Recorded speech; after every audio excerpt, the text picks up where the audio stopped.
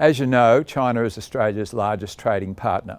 Of the 150 billion of exports that we have to China, I'm concerned about around about 50 billion, including coal, agriculture and services. The key factors around how the trade story is going to evolve over the next few years are clearly going to be affected by two things. Firstly, the impact that the COVID crisis is having on global demand, and secondly, China's policies, both trade and internal industry policies. Around 65 billion of the 110 billion of resources and energy exports is represented by iron ore. Australia's in a very strong position there. We share that market, effectively share that market with Brazil.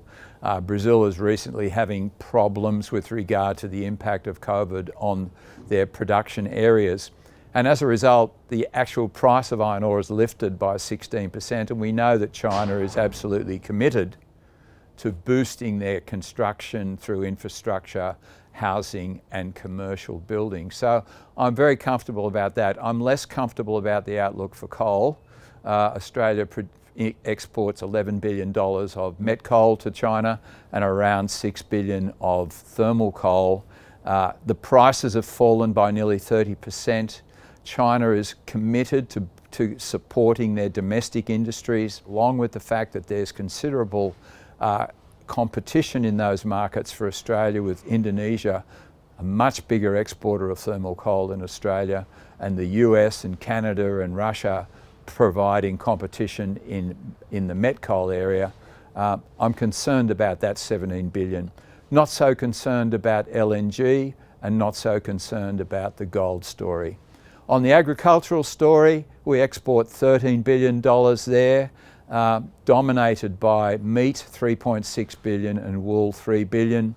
Other sectors of agriculture, dairy, cotton, seafood, wine, are all about $1 billion. And as we've seen with the barley story, those sectors are subject to, particularly to China's particular trade positioning. So we can't be confident that we're going to remain untouched in that 13 billion of agriculture.